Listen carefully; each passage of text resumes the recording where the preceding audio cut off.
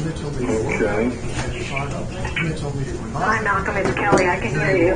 I like that. I might see travel. Okay, I can hear you. I don't know if anybody else is here or not. Well, it originally said there was one other person, but that may have been a staff member in the office. I don't know.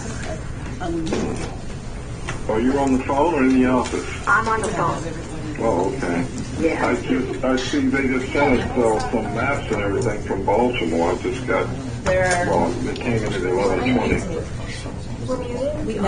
So Malcolm and Kelly, it's Nikki. We're just all convening in the lobby, so if you can give us just a minute, we'll get started. Okay, thank you.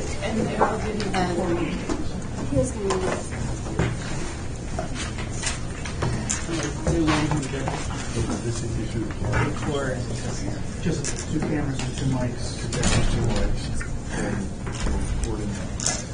We're not yet. See the red lights. Okay. When's makeup coming?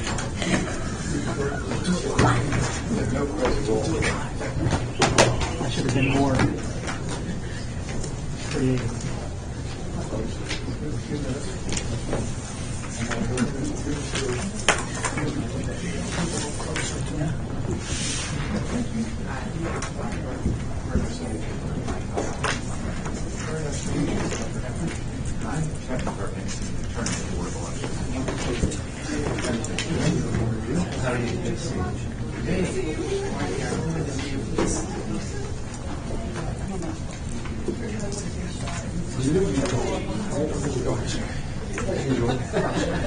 Although a little too close for comfort.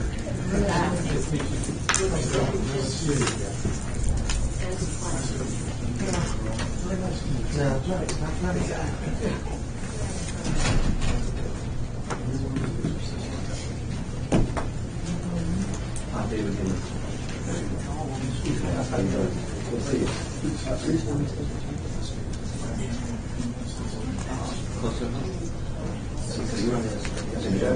Where do you guys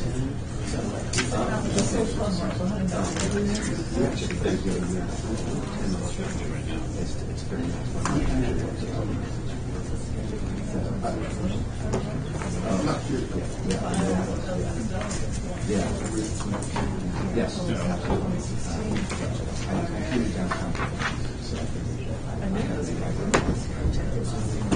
I'm getting kind of justice matters.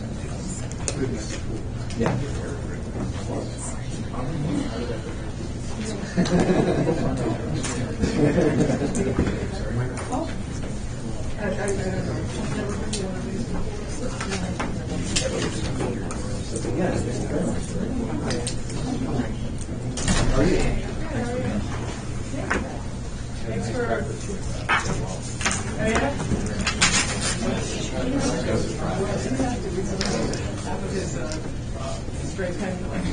Oh yeah. I just want to say hi. How are you? Hi. Supreme Court buddy. How are you?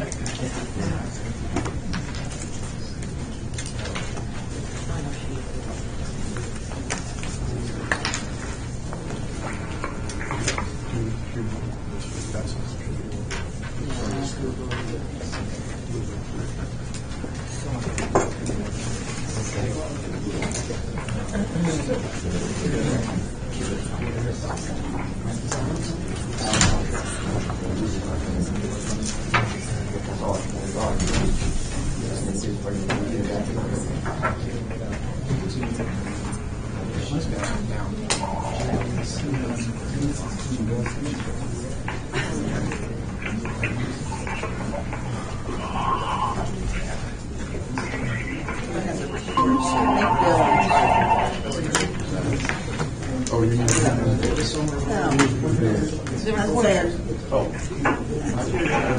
Mr. Bill, I'm delegating that. Duly accepted.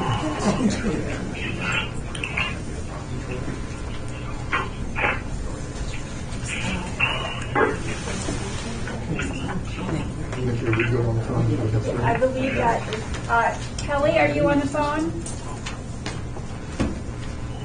Kelly? You're muted. Kelly? Malcolm? Hello. Hi. And PJ? I can't understand a thing. Hello? Hi, Malcolm? We're just Yeah, we're just doing roll call. Okay, it's coming across very, very blurred. Yes, I'm here. Okay, Kelly, are you there? Yes, I'm here. I can hear you. There's a lot of noise in the background. Yeah. Okay, we're going to have to ask everybody in the audience to be quiet. We're having some audio difficulty. Well, not difficulties, but problems hearing for the people on the phone. And PJ, are you on the phone? Yes, I am. Okay. Okay. Here's my view. You good? Yeah. Okay. Bill? Okay. At this time, the chair calls the meeting of the State Board of Elections to order. We have 5 members present, 2 in person and 3 via telephone. The 2 present are myself and Mr. Bell, and Ms. Howell, Mr. Fun, and Mr. Hogan are all present by telephone. Let me note that the proceedings are, and this is the inaugural session, which is why we're a little bit in tweaking things up here, are being live streamed.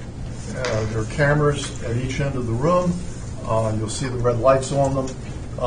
So all the proceedings are being live streamed and recorded.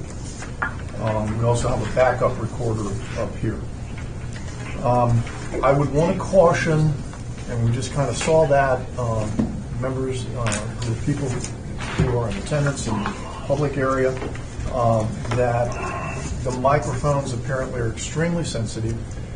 They will pick up voices, and they definitely pick up shuffling papers and clicking pens. I'm not sure why that is technically, but that's what I've been told. So if you do wish to have a conversation, please feel free to go out into the hallway, have a conversation, and then come back in. No problem. Any persons who are going to be speaking to the board, will please come to the front of the room. There's a table to my right, and you're welcome to stand or use the table. Please speak clearly. We're still not 100% sure of the audio from different locations, so we'd like you to speak as clearly as you can. There is a sign-up sheet at the front desk. If you came in and for whatever reason, possibly me interrupting you, you did not sign up, please go to the front desk and put your name on the sign-up sheet. That's not the sign-up sheet for speaking. It just tells us who is in attendance at the meeting. For those who will be speaking, we're going to allocate 5 minutes per speaker. We have a number of people who have requested to speak. We are going to have time cards where speakers will be notified via a card being held up by staff that they have 1 minute left, and then when the time is exhausted. And we would ask that you, at that point, quickly bring your remarks to a close. However, the board may choose to extend a speaker's time through discussion or questions. Following my remarks, the staff is going to present, in essence, what we are doing here today, setting the stage. We'll then go through all the speakers that we have, and following that, there will be a discussion by the board as to exactly what we'll be doing. Now, because of the circumstances with 3 of our members by telephone, the vote today will be roll call vote as opposed to a simple voice vote, because we wouldn't necessarily know whose voice was actually being heard. I'm sure that the other staff, the other members would probably sort that out pretty quickly if somebody voted in their place or whatever, but we don't know. So for the record, we'll do a roll call vote. And with that, and I think that's all the preliminary matters, I'm looking at 2 people that I count on for that. Nikki, would you care to give us the presentation? Sure. Thank you. So I wanted to start with a review of the election law article that governs this process. You have in your folder extract or a copy of 10-301.1, which lays out the process for the minimum number of early voting centers and the process to establish an additional center. And so there was a change in the legislation this year, a change in the law that affected the relevant provision, which is B7, which says that a county may establish an additional early voting center. Hello? Hello? I think you want to let him know. Hello? Malcolm? Yes. It's Nikki. I can't hear anything. Is somebody talking? Yeah, Malcolm? Yes.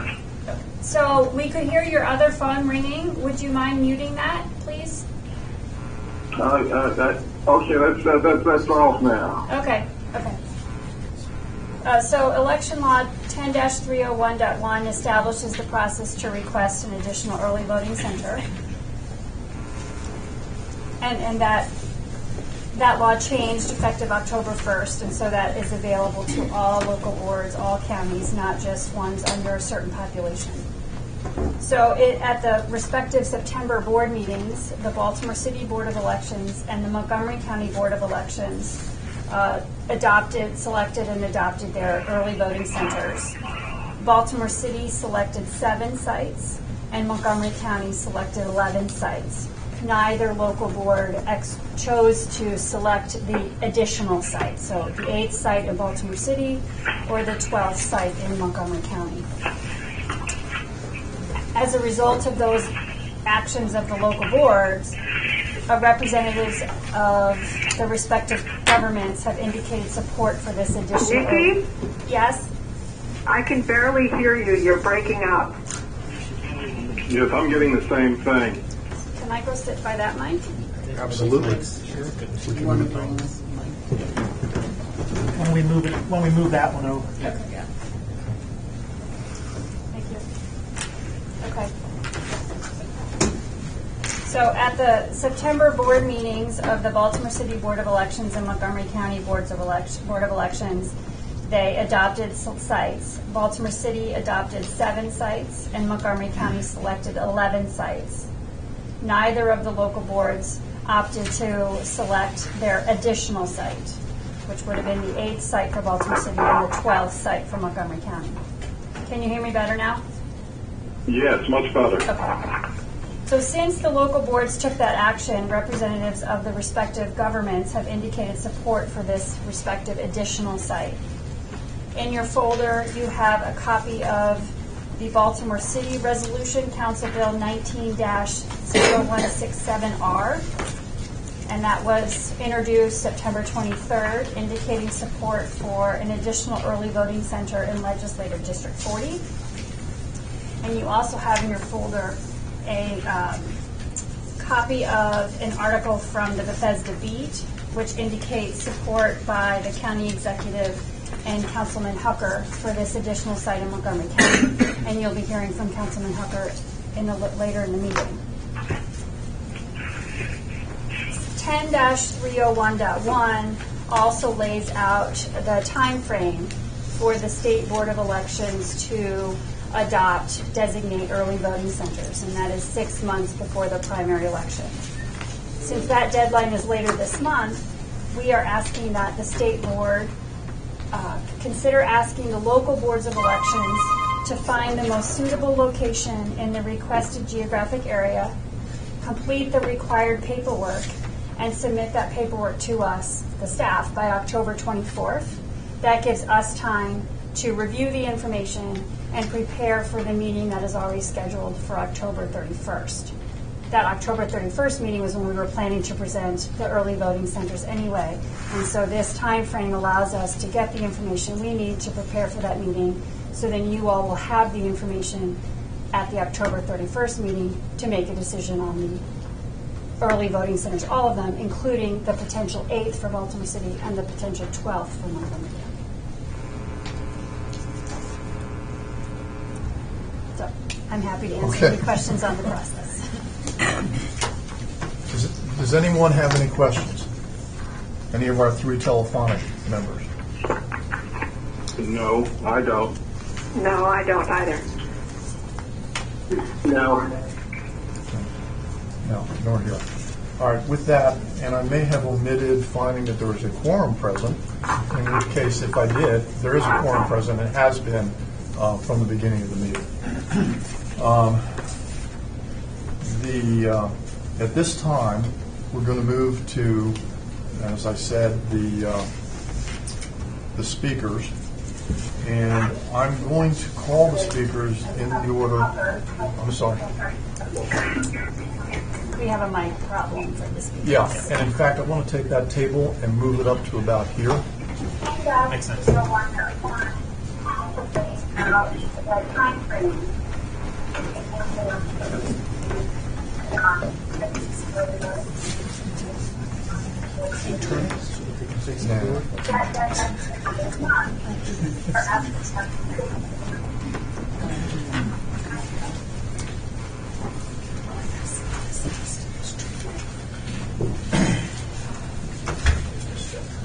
Actually, I thrive in situations like this. Okay, and one beneficial aspect will be that no speaker will have any problem in seeing the staff member who's holding up the timing sign, since they'll be about 4 feet away from each other. Okay, with that, I'm going to go through it in the order that I have it here. And Vicki, have we put this particular piece of paper out, the speakers list, to people in the gallery and so on? No.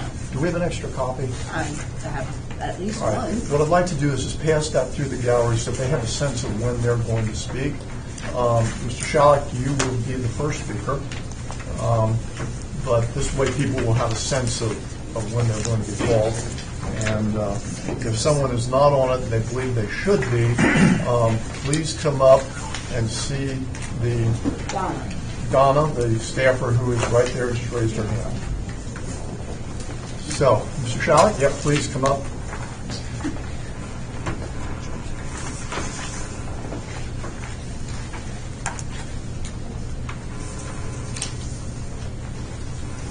Thank you, Mr. Chairman, and the members of the board, and Ms. Lamone, and Ms. Johnson, and others that I've met.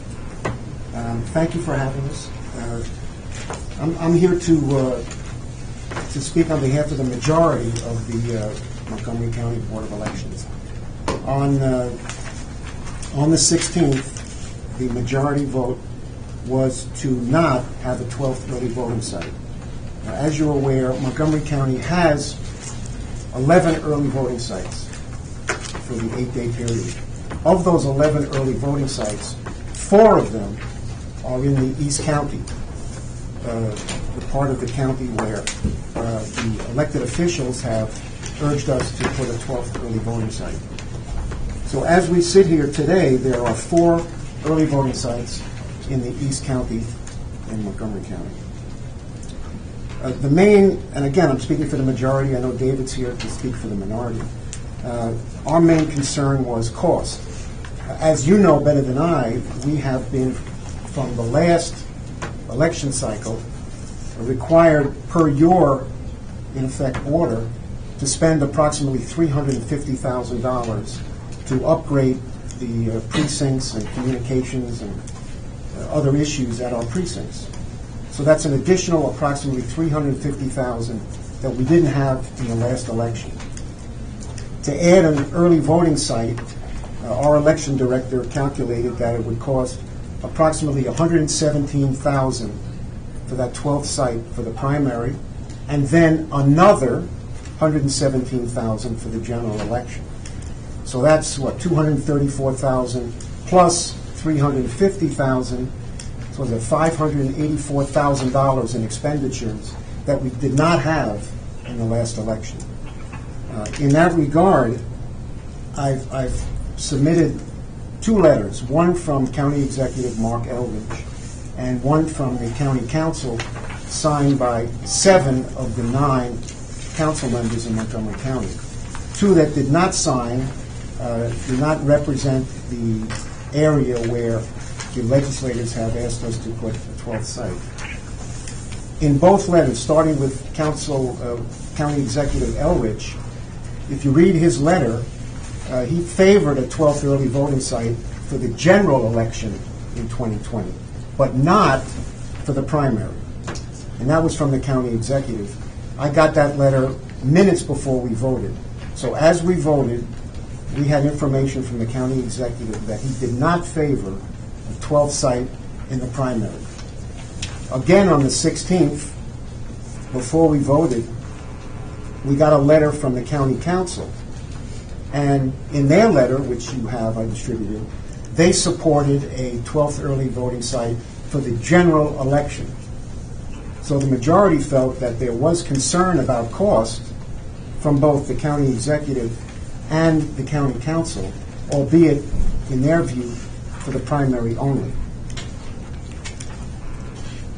A main concern that we all have, and the council especially had, was that in the last election we had long lines on election day in some of the precincts in the East County where they want this 12th early voting site.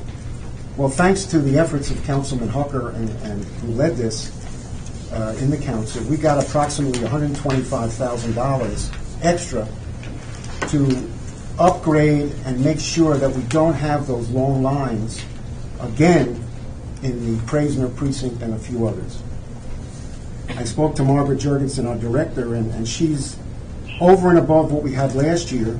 We're going to have 144 extra scanners, 108 extra polling books, 154 extra printers, and 26 extra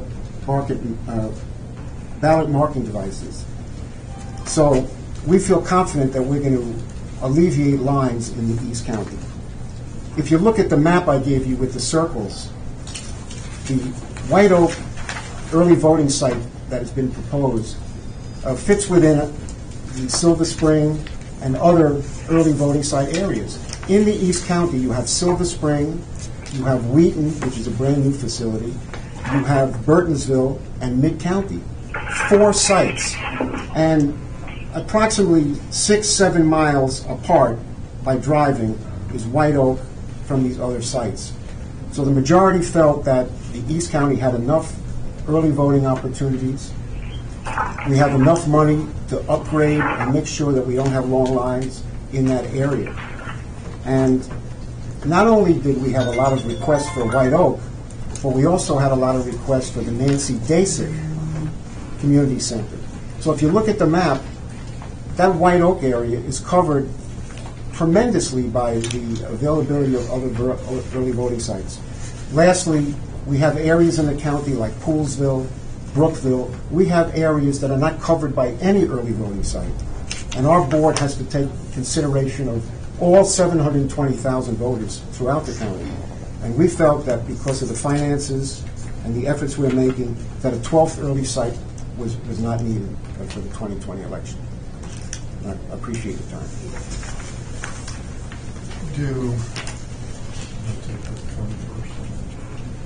Does anyone who, let me do it this way. Malcolm, do you have any questions for the speaker? No, I don't. Evidently, the maps and everything were presented at the meeting. We didn't get them ahead of time because evidently we didn't get them by email or anything. Is that correct? Correct. Yes, that's correct. Yeah, I didn't know that there would be telephone participation. When I got here, Ms. Duncan took whatever I could do to be distributed. Okay. Mr. Hogan, do you have any questions? I do not have any questions at this time. Ms. Howell, do you have anything? No, I don't. Mr. Hull? How many members are there on your board? We have 5 voting members and 2 alternates. And so the 5 voting members voted, and was it a 3-2 decision? Yes. Yes.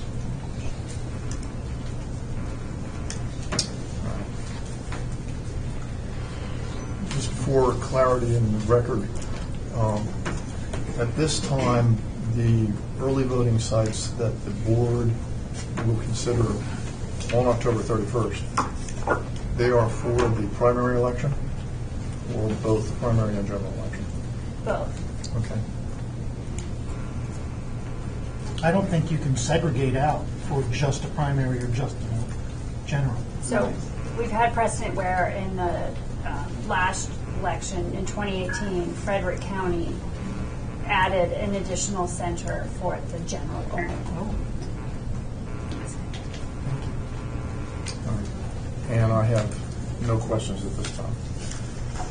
Thank you, Mr. Chairman. Thank you. All right. Next speaker is David Naiman. Did I get that right? Close. I know your first name right. Yeah, it's okay. Thank you, Mr. President. David Naiman. Hi, everybody. David Naiman. I'm the Secretary of the Board. As Jim Chalik said, I'm speaking for the minority of the board. That would include Elise Barnes, who is a member, and Alan Banoff, who's a substitute member.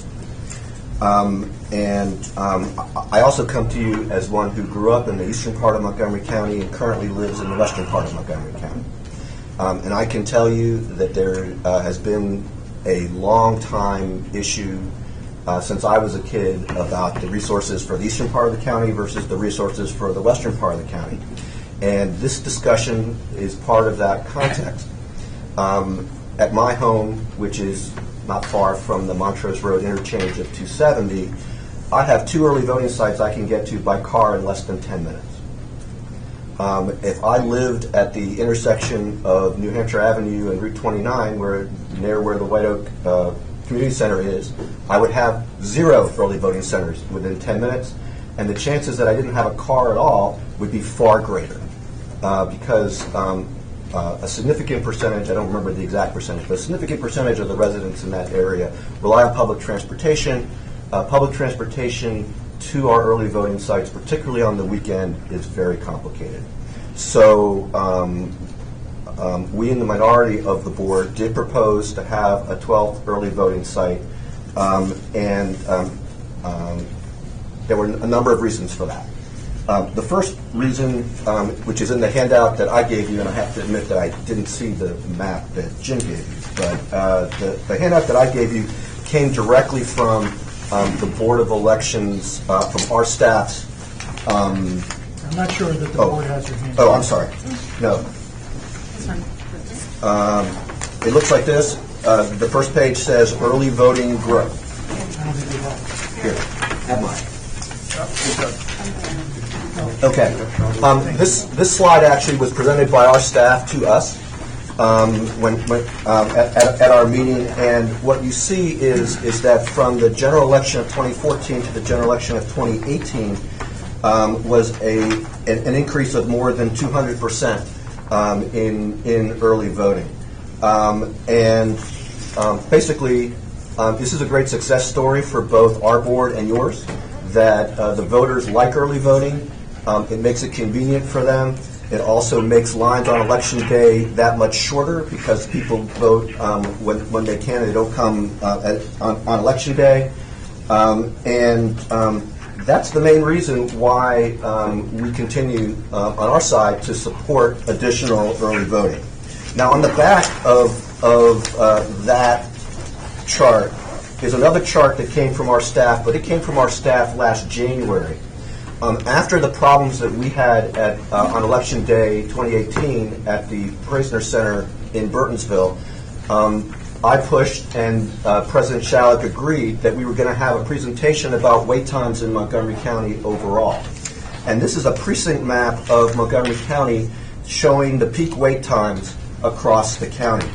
And I've noted for you that the national standard is that people should not have to wait more than 30 minutes to vote. And we have 57 precincts, which is roughly a quarter of the precincts in Montgomery County that had peak waiting times that were above 30 minutes. Now, it's great that we have 3/4 that didn't have that, but we still feel like we should be addressing the quarter that did have that. And I think you will notice in the kind of far right of the map over here, that is the Route 29 corridor where we've been talking about White Oak needing to have a site. My own view is that it'll be far more cost-effective to have an early voting site there. It is great that we have additional resources there. The resource we need more than anything are people. When we had problems at the Praisner Center, the board staff sent 2 people. I went there. Alan Banoff, my colleague, went there. We had a lot more people, and we still had a 2-hour wait if you arrived at 8 o'clock. So the goal here is to try and address that. If we didn't address it there are other places in the county that we could address it. But the idea is that we address, as you know, we address Election Day not just on Election Day. We address Election Day in a bunch of different ways. And then I won't go into the chart here, but the chart basically shows it's a CNN poll that was the Washington Post covered it in September. It shows that the enthusiasm level about voting in 2020 is higher than it's ever been, like literally higher than it's ever been. In the 40s for people who say they are extremely enthusiastic, and that doesn't include the people who say they are very enthusiastic. If you add the people who are very enthusiastic with the people who are extremely enthusiastic, it's 70% of the people, and we're a year away from the election. So I think there's a good chance we're going to have record turnout. This is part of how we're trying to address that. Mr. Chairman, if I could just have another moment. My colleague Elise Barnes, who's not able to be here, lives in White Oak, near the site of the early voting center that we propose to locate the early voting center. If I could just read a brief statement from her. Please. Thank you. This is the statement that she unfortunately was not able to be here. As a resident of White Oak, I just want my neighbors to have the opportunity to vote. A 12th early vote site in eastern Montgomery County at the White Oak Recreation Center will demonstrate that convenience and impartiality are not just words in a statute that only apply to those on the wealthier side of the county. Black, brown, elderly, poor, working class, immigrant, differently abled, or public transportation dependent voters are no less deserving of an open, convenient, and impartial election process than our western Montgomery County neighbors. It is our responsibility to use all the available options to solve the problems that plagued East County voters on Election Day in 2018. The failure to do so will only reinforce the perception that no matter what the law says, the voting experience of only some of our fellow Montgomery County residents truly matters. We have an opportunity to address that here. 117,000 is, let's just say that it takes 4 zeros after the decimal point before you get to what that would be out of the $5 billion Montgomery County budget. I'm pretty sure that Councilman Hucker will find a way to come up with the money. Already the council members are supportive and the county executive is supportive. Thank you very much. Does anyone, I'm not going to do it by, well, actually, let's just go to there yet. By roll. Mr. Hogan, do you have any questions? Not at this time. Ms. Howell, do you have any questions? No, I don't. Mr. Flynn, do you have any questions? No, not presently. I have just one or two real quick. And pardon me for not knowing Montgomery County very well. No, I'm in Arundel County, Yes. right? No problem. We're talking east and west side Yes. of the county here. Yes. Does no one live here? Very few people. We should have brought you a map with the population density, but very, very few people. Because I am looking at the other map, shows that it did have 35 to 55-minute waits in this area Right, here. right. And 20 to 30-minute waits in here, yet there's no center over here. Well, if you give us 3 more centers, we'll address it. If we have one, then I would say that we should go where the population is to address most of the people. But the short answer to your question is there are very few people who live that far west. And I could get you the numbers if you'd like, but it's very small. The population dense area is the area that we've been talking about in White Oak and along the 29 corridor. And you also notice that in part by look at how large the precincts are, how small they are. The precincts in the Silver Spring area are much smaller, and that's because the population is much more dense there.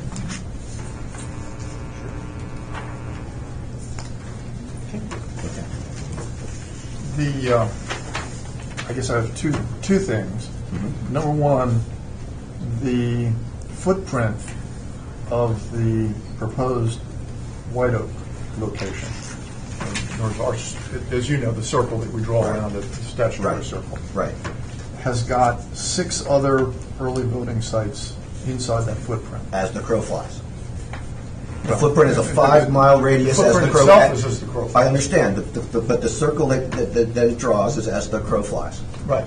So Right. there's 6 other centers already inside that footprint. Within 5 miles, I take your word for it. I don't have the map, but I take your word for the fact it is in a population dense area.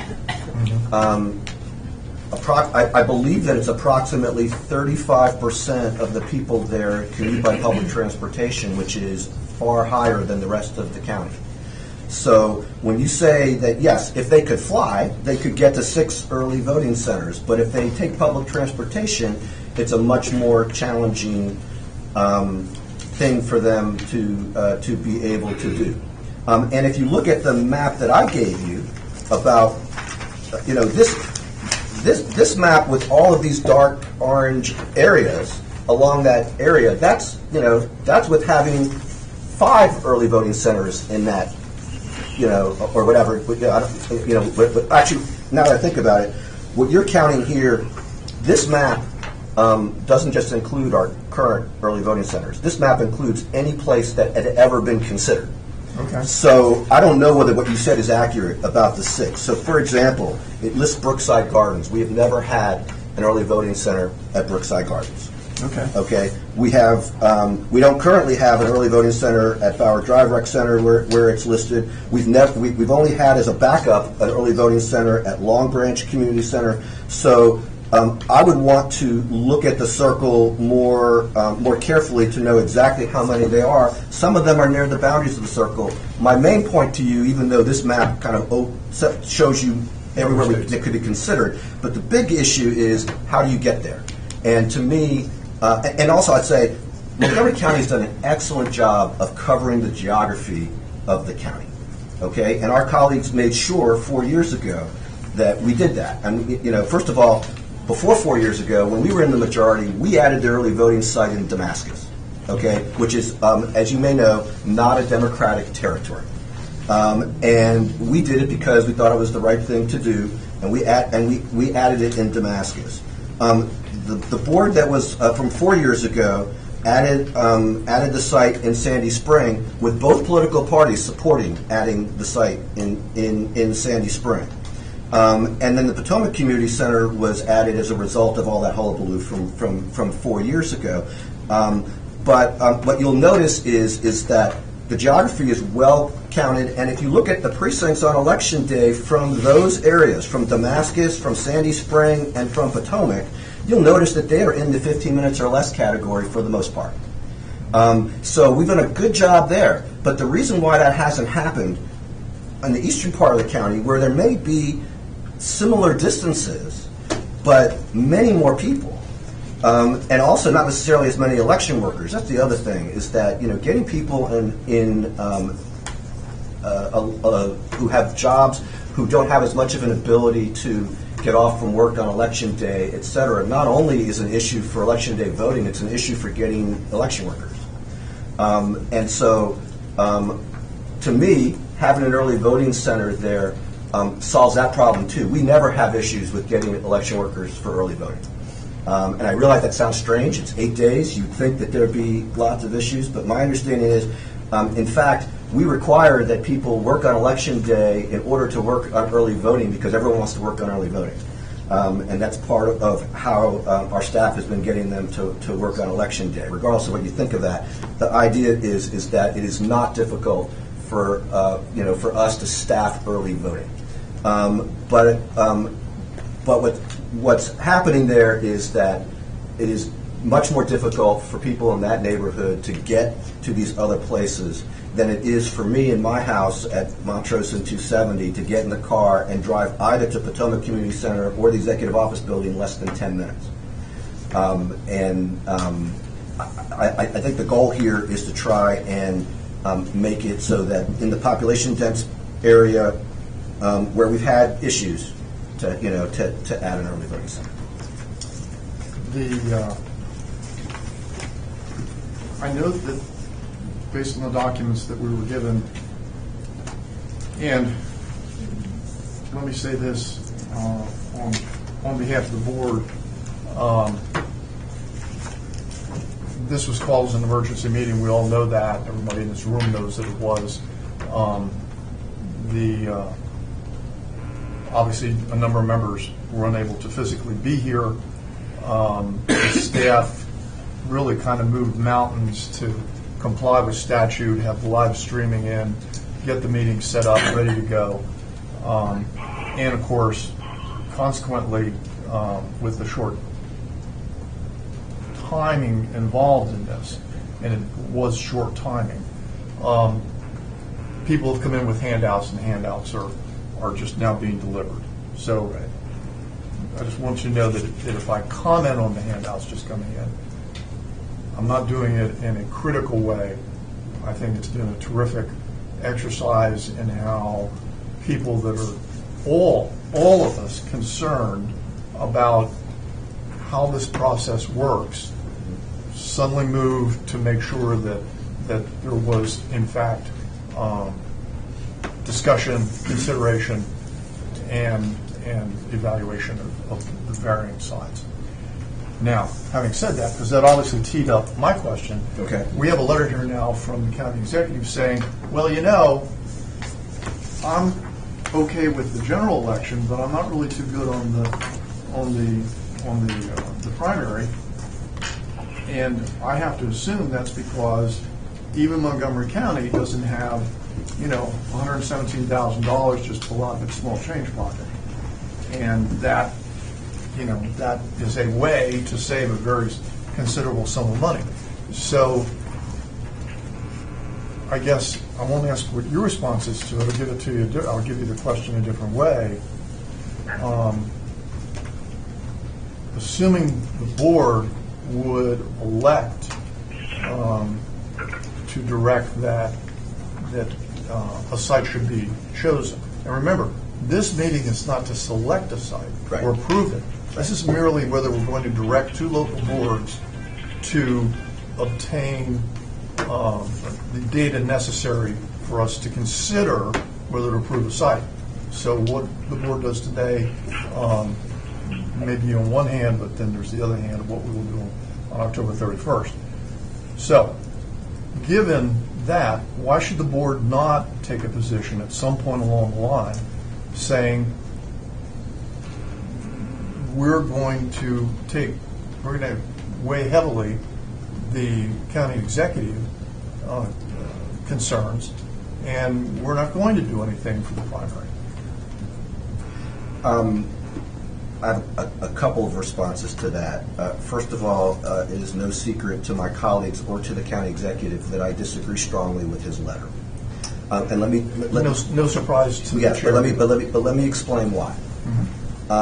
Aside from the fact that we got it literally while we were already meeting, so we didn't really have an opportunity to discuss it with him. The county executives, and let me also add, I think it's quite possible that the county executive disagrees with the county executive's letter, because if you look at the Bethesda Beat article, I assume that the article that Nikki gave you is the same article that I'm thinking of. The county executive is quoted as, yes, that's the one.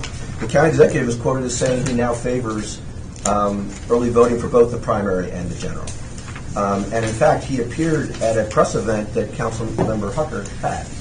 So I don't know if that's still his position, but regardless, he based his position. If I apologize for interrupting. Yes. His letter states, and this is also for the benefit of my colleagues, Right.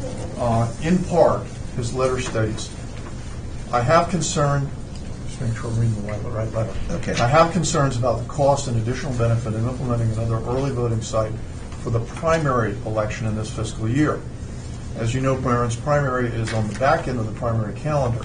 If the presidential nominations are already determined by the time of our primary, turnout might be very low for the whole primary, as there are no other competitive races in our county, i.e. Montgomery County. Thank you, because that's exactly the point I wanted to zero in on, the part where he ends that.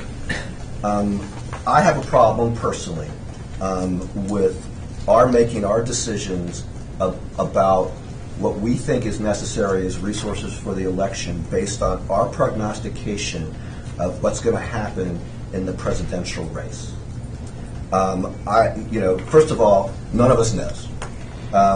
Most of the experts right now do not believe that the election for president is going to be determined by the end of April. And so if we were to do it on that basis, I think that his prognostication is, there'll be a lot of people who disagree with it. But leaving that aside. May I interrupt? Yeah, please, And I please, apologize. please.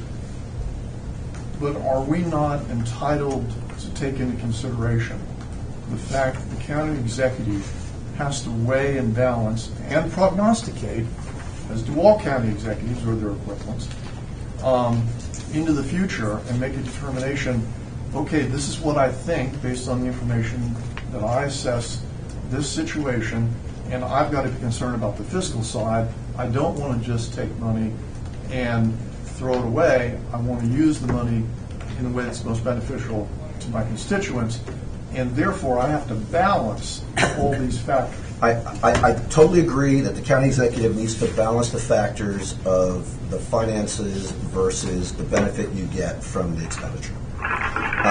My issue is that for us to, in a very speculative fashion, decide that for the first time in history, Maryland was going to have a primary where there would be no competition for president. And, I've been around a long time, and I imagine you've been around a long time.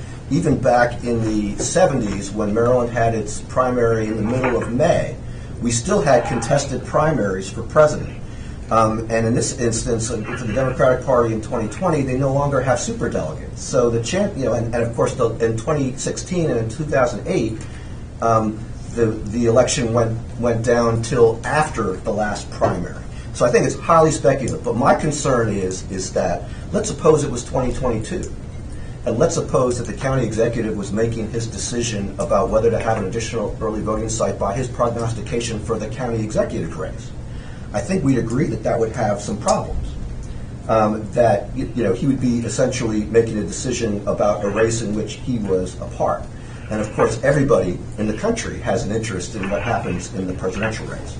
I personally believe that we have plenty of data without trying to speculate about whether the Democratic presidential primary will be over by April or not. Although if anyone wants to bet me on that, I'll take the bet. It will not be over.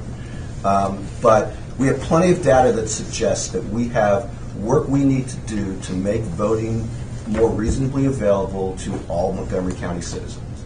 And our own staff provided us that with this map.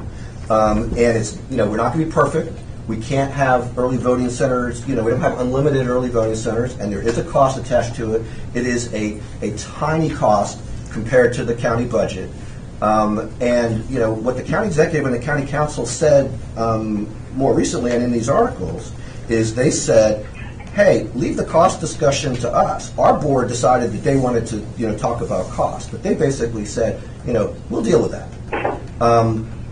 So my own belief is that if you look at this strictly as what's good for voters, and what's good for making the elections go more smoothly, not just on early voting, but also for election day. My own view is that adding an additional site would be very cost effective, will be, in fact, perhaps the most cost effective way to address issues that we have in a number of different locations. And unfortunately, these 12 precincts that we refer to as the dirty dozen, they're the ones that had peak wait times of 60 minutes or more. They're unfortunately not all in one place. So it's not like we can just place one down and say we've addressed all 12. But if we, one more is still addressing it more than not one more. Two things. Are we not entitled to rely on the assessment of the chief executive of the governing body? I would say what you're entitled to would be a matter of opinion. I would say that under the law, I guess it would be, first the question would be, the law refers to the governing body of the county. I don't know whether the county executive is considered to be the governing body of the county or whether only the county council is considered to be the governing body of the county. So whether you consider the county executive's position, I can understand why you would want to consider it. He's an important guy. But I wouldn't say you're entitled. Your attorney might say differently. I wouldn't say you're entitled. I would say that their opinion has a lot, carries a lot of weight. Their opinion's not necessarily over. If you come back to us and say, submit an additional site, and we go back to the council and the executive, it remains to be seen what their position will be, because if you, like I said, if it's in the article, the county executive says he's now in favor of it. So I would say that, obviously, as a member of this board, you're entitled to take into consideration anything that's legal to take into consideration. But I would strongly advise you to listen to more than just one elected official's view about a prognostication on what's going to happen in the primary. Hence you being here. Oh, yeah, absolutely. Are we, in your view, what should cause us to disregard, and that may not be the best word to use, disregard the opinion of the local board on what is quintessentially a local matter? Well, bearing in mind yeah. that the Montgomery County Board has, we anticipate, will meet the statutory requirements. Right. They will meet the requirements that the state board and the statutes have set out. So, what in your view is the criteria we use for telling the local board how to handle local activities? Well, I would suspect that your board and ours might have a different definition of what is a quintessentially local decision on a lot of fronts. Okay? If it was really a quintessentially local decision, I might take the $300,000 that Jim referred to and spend it on early voting. And now it's obviously not up to me, but I'm just saying that there's a lot of things. Nor is it up to the local board, and that's already something that's been directed. Understood. But in this instance, it's not going down; it's coming back up. Understood. I'll answer your question, but I guess what I'll say is that you have responsibilities over elections, and we have responsibilities over elections. And so I'm not sure that it's only our local board's responsibility to address the wait times in these precincts. I think it's yours and ours, primarily ours, but I think it's yours and ours. And so, and I'm pretty sure that if you don't have the extra early voting site, and there continue to be lines in those same precincts where there were lines in the eastern part of Montgomery County in 2018, we will not be the only ones who hear about it. You'll be hearing about it too. No doubt. But in addition to what was said earlier, my impression is that we've been told, and not just by Montgomery County, but at other local boards throughout the state, where there have been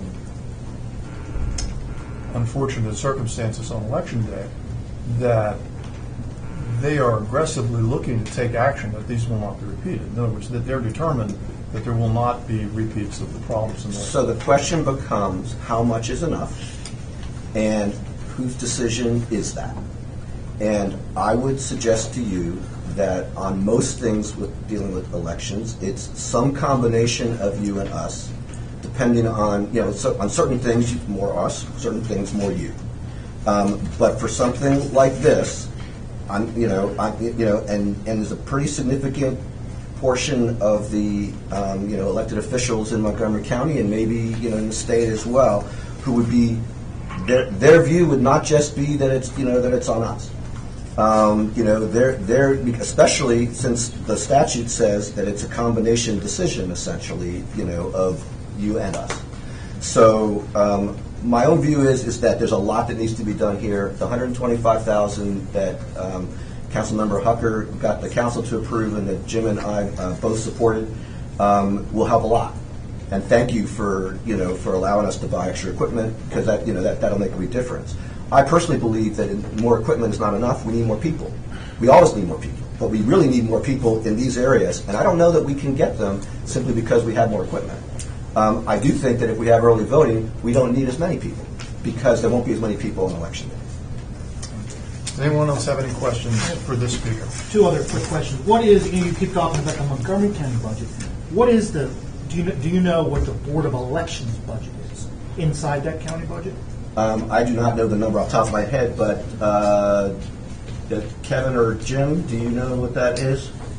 I can tell you that we don't have $117,000 that we can pull out of somewhere else to put. I'm just wondering what the total budget number is. I believe it's approximately $8 million. $8 million. Okay. For the benefit of our listeners, the answer from the gallery was approximately $8 million. Thank you, sir. One other quick question.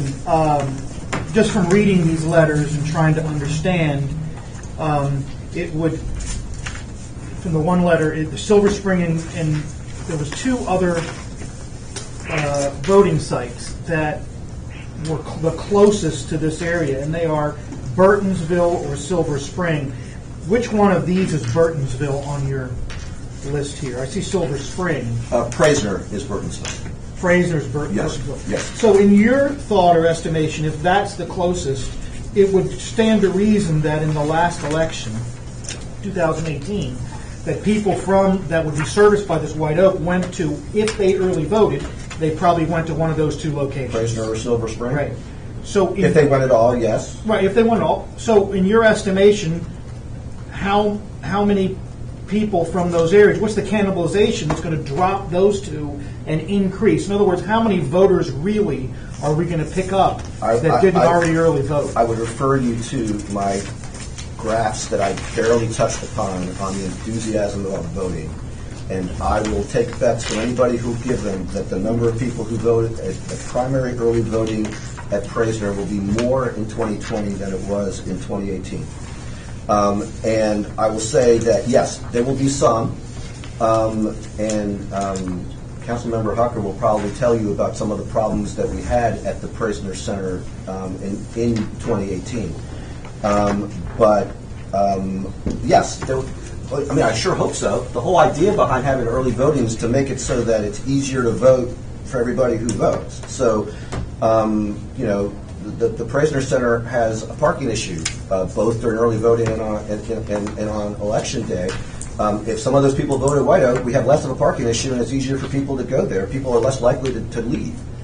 But on election day at the Praisner Center, if you showed up at 8 o'clock, you didn't vote till after 10. And I just don't think that's what any of us want. Thank you. Thank you, sir. Okay, thank you very much. Mr. Hucker.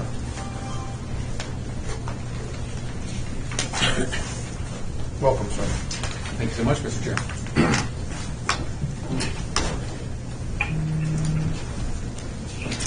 Please. Okay.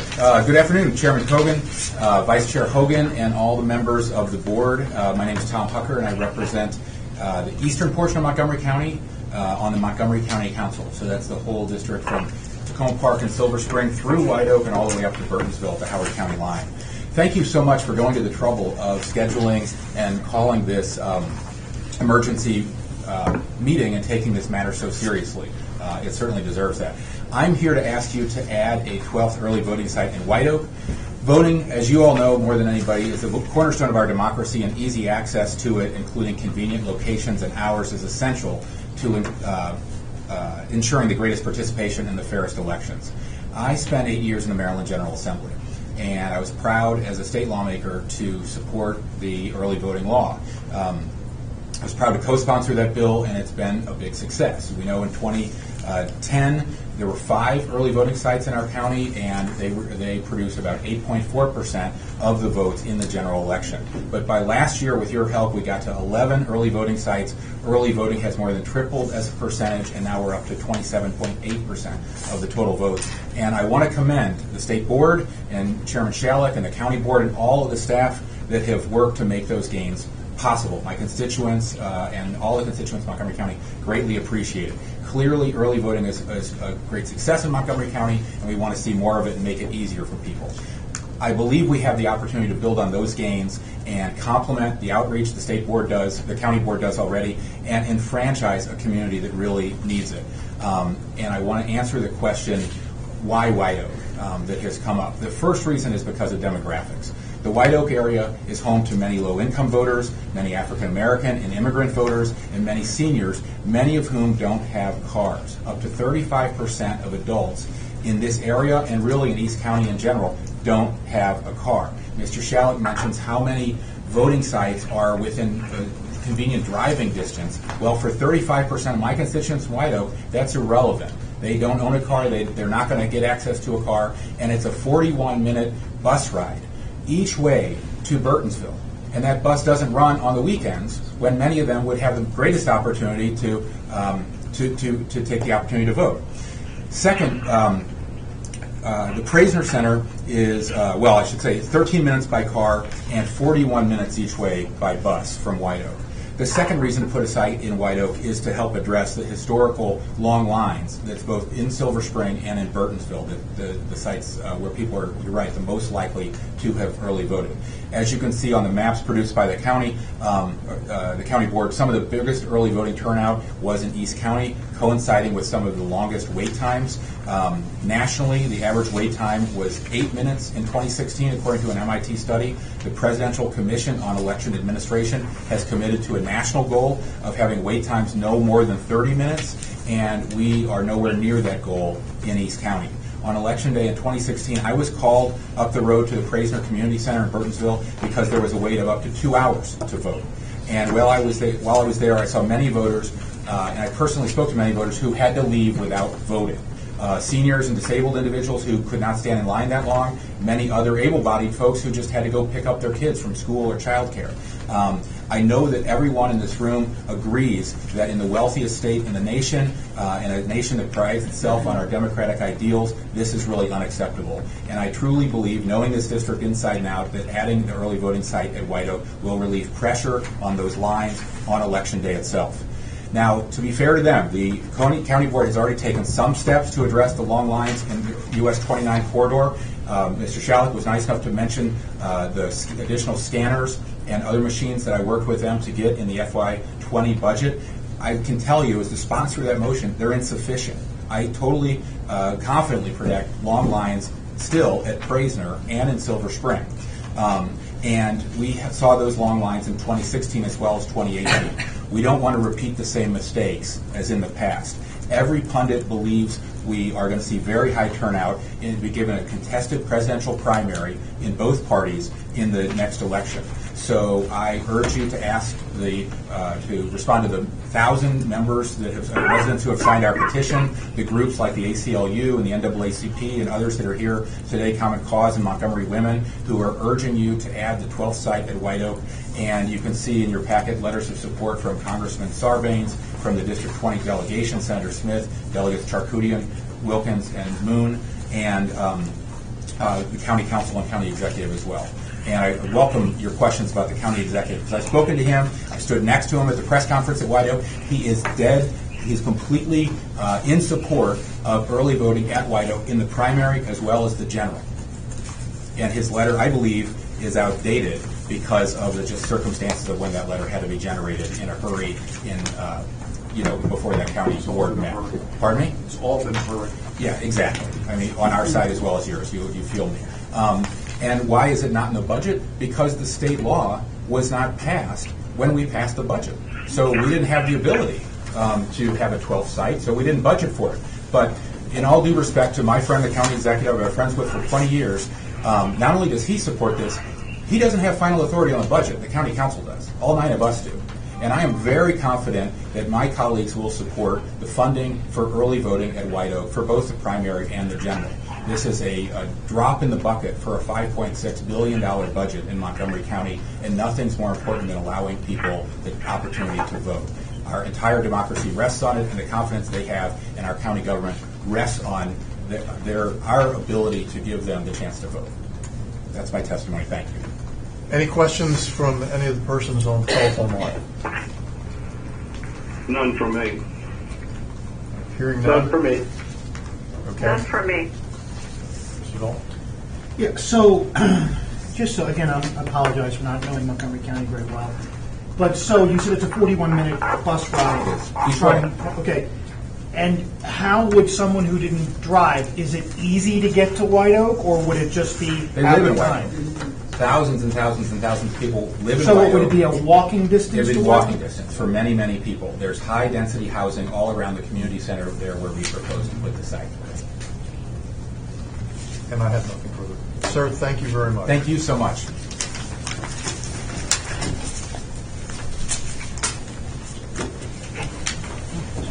And the next speaker will be Mr. Koroma. Please have a seat, sir. Thank you, Mr. Chairman. Thank you, sir. You may begin. Sure. Mr. Chairman, members of the State Board of Elections, my name is Daniel Koroma, and I know you probably will wonder who are the people who live in White Oak. And so I'm here. Let me tell you a little bit about my neighbors. So many of my neighbors leave home between 5:45 and 6 a.m. because they have to be at work at 7 a.m. and they work from 7 to 3 p.m. And then they leave the first job at 3 p.m. to get to the next job at 4:30 p.m. and they get home at 11 p.m. Why? Because many of them are in the healthcare field. Many of them take care of seniors who are in need of support at a vulnerable age, and they need somebody to care for them while maybe their kids or grandkids are at work.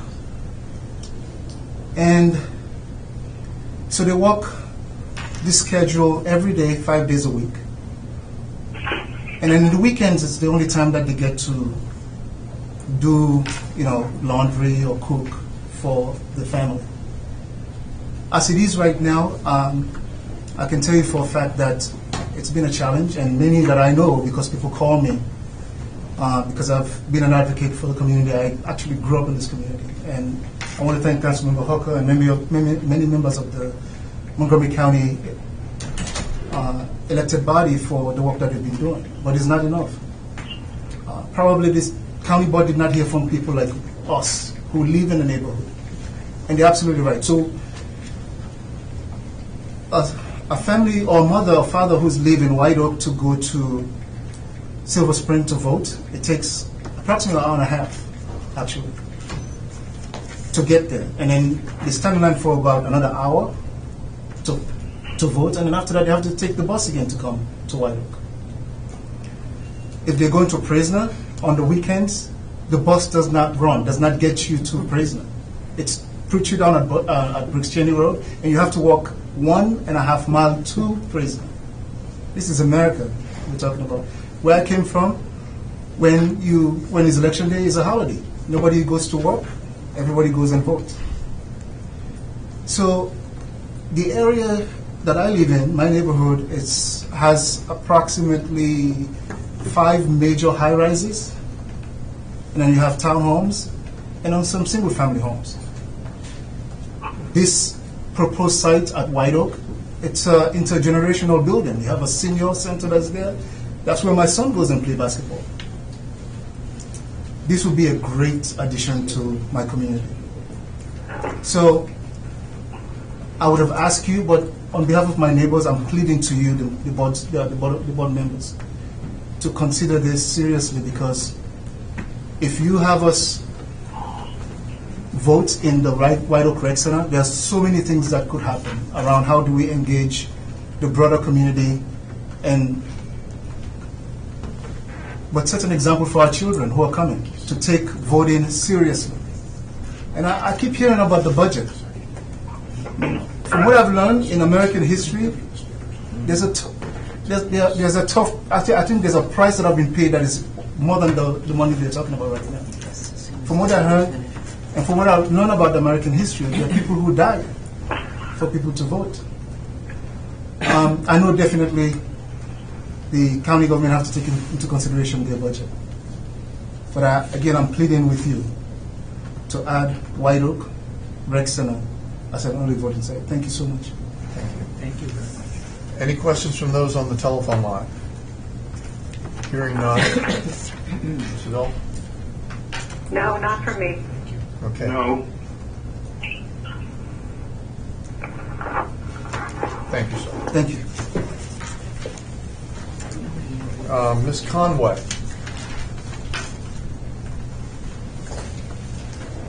Please. I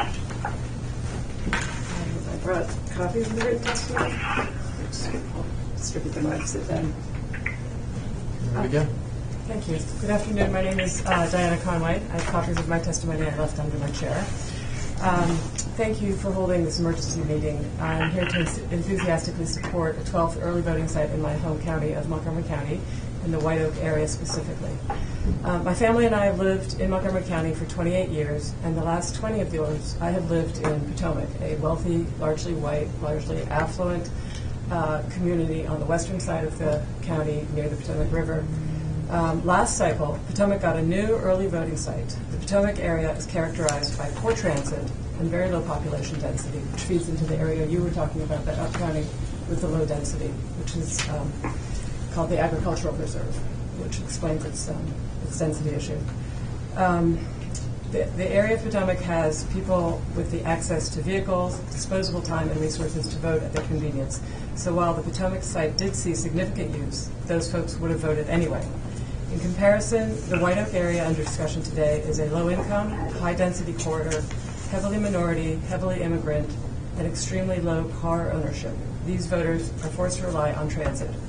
These characteristics translate into well-recognized significant burdens on ballot access. Accordingly, if anything, the White Oak community should be getting enhanced opportunities to vote rather than facing additional hurdles to their voting.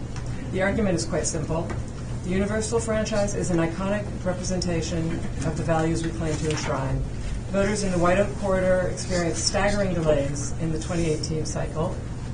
Experts across the political spectrum universally predict a surge in turnout beyond the 2018 uptick. The solution, an additional site, is both available and affordable. And finally, failure to open a 12th site amounts to deciding that 2020 will be worse and that that's okay. I'm here to ask you to agree that it is not okay. The only fact-based argument I've heard against some of the additional sites is the cost of $117,000.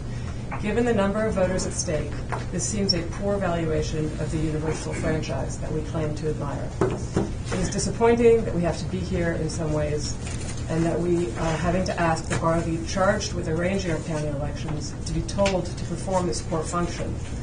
Also disappointing is that some voices in this sometimes testy conversation are verging on transparent in their motivations. I am heartened to say those voices are a distinct minority, but they are not silent. I urge this body to send a clear message supporting meaningful ballot access for all. Please direct the Montgomery County Board of Elections to open a 12th early voting site in the White Oak corridor, preferably the White Oak Recreation Center. And allow me to close, if I may, with a quote from Susan B. Anthony. Here, in the very first paragraph of the Declaration, is the assertion of the natural right of all to the ballot. For how else can the consent of the governed be read if the right to vote be denied? That's the consent of the governed. As one of the governed, I ask you to take this step, and I would like to specifically address, if I may, Mark Elrich's testimony. The county executive is a longtime friend of mine. I was also at the press conference where he corrected the reading of his perhaps poorly written letter, but in any event, he is 100% behind the opening of a 12th early voting site for early and general election, and I hope that puts that one to rest. Thank you, ma'am. Is there any questions from the telephonic group? I hear none. No, thanks. No. Mr. Hart? No. I have no questions. Thank you very much. Thank you very much. Come visit the Ag Reserve. It's beautiful. I bet it is. Michael Solomon.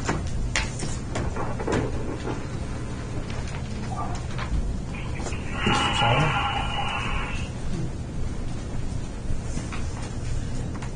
Good afternoon, Chairman, board members. My name is Michael Solomon. I'm a senior at Springbrook High School. I'm going to have to ask you to speak up a little bit more. I'm a senior at Springbrook High School in Montgomery County, Maryland, and I'm the co-founder of MoCo Students for Change. We're a student advocacy group that's dedicated to promoting civic engagement in our region. I've joined you all today because this board has in front of it a crucial opportunity to reverse a hard-fought decision. I go to school in White Oak, a primarily African-American, low-income community, and I could tell you about how I've witnessed at firsthand the level of difficulty and lack of access that our residents face when it's time to go to the polls for early voting. But that would be a bit unnecessary since these issues, which really shouldn't exist in a 21st century democracy, are well documented and you've heard a lot about them from the speakers before me. Research already shows that the situation in White Oak is not an anomaly by any means. Earlier this year, studies from Carnegie Mellon, UCLA, and the University of Chicago indicated that across the country, voters who live in predominantly black and low-income communities like White Oak face significantly longer wait times at polling places that are already difficult to access via public transportation. Young people in Montgomery County and in White Oak are more energized and more eager than ever to make their voices heard and participate in our elections. We saw this firsthand when we worked with the Montgomery County Board of Elections and helped hold voter registration drives in all 26 high schools in our county last year, including at Springbrook, where we helped register and pre-register many White Oak residents to vote. Kids at my school and in our community have to ride the bus for up to an hour each way to get to the polls.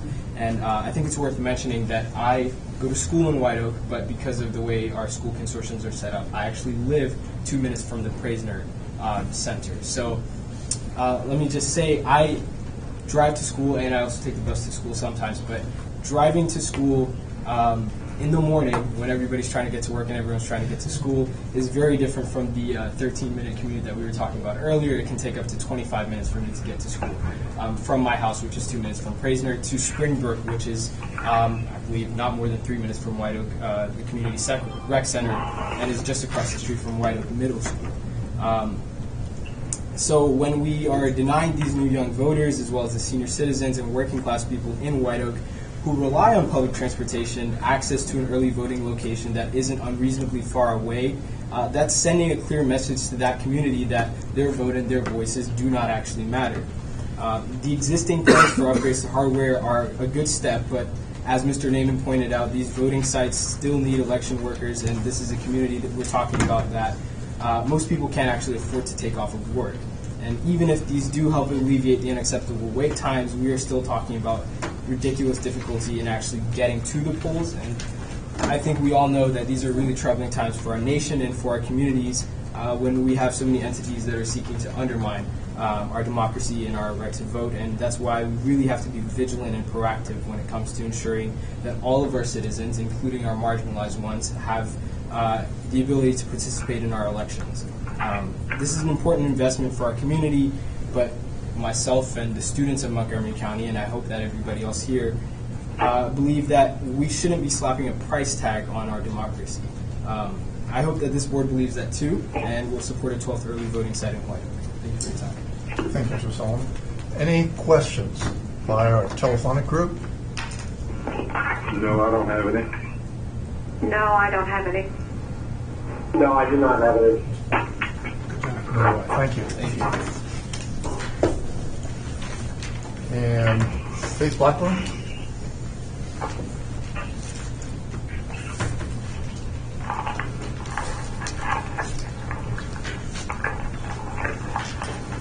I'm sorry, what is the name of this speaker? I don't have them on my list. Faith Blackburn, NAACP.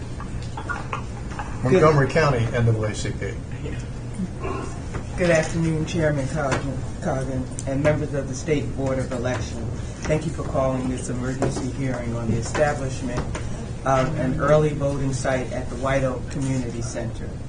I am Faith Blackburn. I am the Political Action Chair of the Montgomery County branch of the National Association for the Advancement of Colored People, the NAACP. For 100 years, the NAACP has been on the forefront of securing racial equity and civil rights for all. The Montgomery County branch of the NAACP, founded in 1937, in its 82-year history in Montgomery County, has forged relationships with community and county leaders to protect and promote the civil rights of every resident in the county, particularly African American and communities of color. The Montgomery branch of the NAACP supports the establishment of an early voting site in White Oak Community Recreation Center. This site will increase early voting access in the East County, decrease congestion at the Prisoner Center, and respond to the need of a growing East County electorate. For far too long, the interests of the residents of the East County have been ignored. This part of the county, with the county's largest concentration of black population, has been denied meaningful economic development opportunities. But despite these past efforts, the East County is on the cusp of significant revitalization. Given the growth in population and economic development in the East County, an early additional voting site would simply acknowledge this growth and meet the demands demonstrated in the 2016 and 18 elections. As the NAACP, we would be remiss if we failed to acknowledge that the fact that the Maryland State Board of Elections' failure to add an early voting site in White Oak is a failure to ameliorate long lines, insignificant polling places, and other structural impediments to voting. To knowingly permit continuing existence of such impediment is simply an attempt to suppress the vote of this African American and African immigrant growth area. We know that to encourage voter participation and encourage active civic engagement in areas where traditionally disenfranchised resides is crucial to promotion of democracy. And we know that meaningful access to the ballot is the essence of our democracy. Therefore, we call upon the State Board of Elections to immediately reverse its decision and improve early voting site at the White Oak Community Center. Thank you for your listening. Thank you, ma'am. Are there any questions from our telephonic group for the speaker? No. No, I don't have any. No? No, go ahead. Thank you, ma'am. Thank you. Thank you. All right, this, as I understand it, this now concludes the Montgomery County panel of speakers. And my staff, am I correct in that? Okay. All right. Now, we have a time crunch, and I think what we're going to end up doing is adjusting the agenda a little bit. I know, Mr. Jones, you have to wait a moment. I'm just standing up. Oh, I don't blame you. I may do the same thing, actually, in a few minutes. And we're going to move into a discussion on Montgomery County and a vote. Now, what I want to remind everyone is that this is not a vote to approve the additional voting center. It is a vote whether to direct Montgomery County to determine a possible voting center. So there's a significant, although it may seem subtle, but a very significant difference in those two things. The vote is not to approve any voting center. We don't have the data to approve a voting center. We'd be doing it in the abstract, which I think probably by statute we're not even allowed to do that. And just sort of gratuitously say, yeah, wherever. So the first step is whether we're going to, and in this case it would be to direct the Montgomery County Local Board of Elections to ascertain an additional voting site. That's the limit of it. So having said that, is there anyone who'd like to be heard on the matter? And I'll defer, because Mr. Volpe and I are right here, I'll defer to the telephonic group at this point.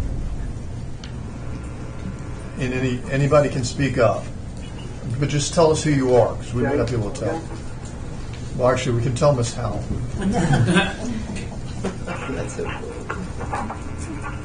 This is P.J. Hogan. Can you hear me? We can. Yes. Okay.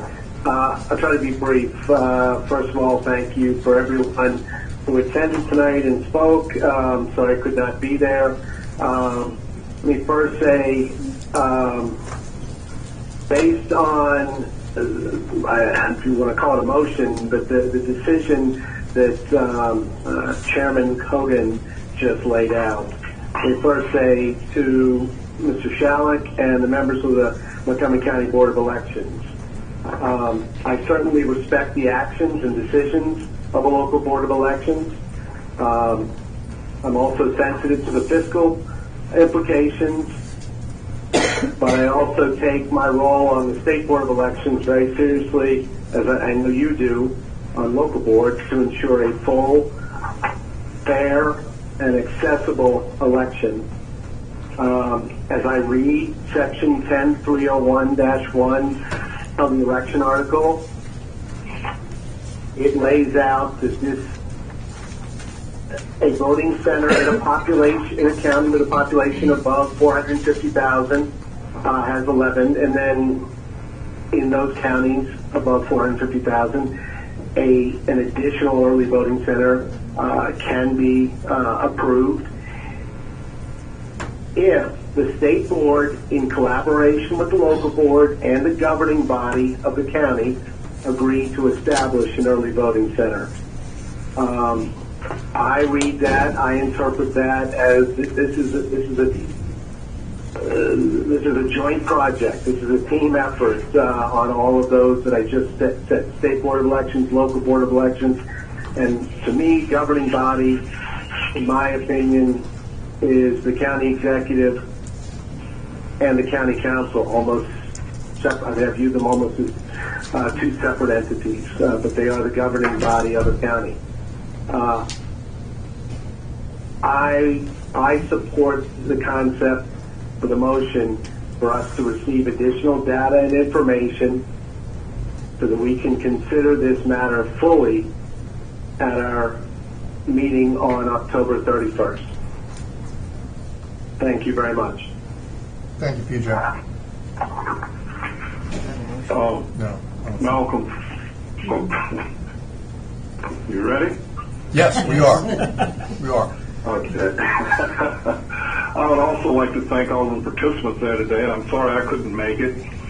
And along with Mr. Hogan, I have to agree with him. This is something we have to take very seriously, and I definitely believe that no one should be denied their right to vote.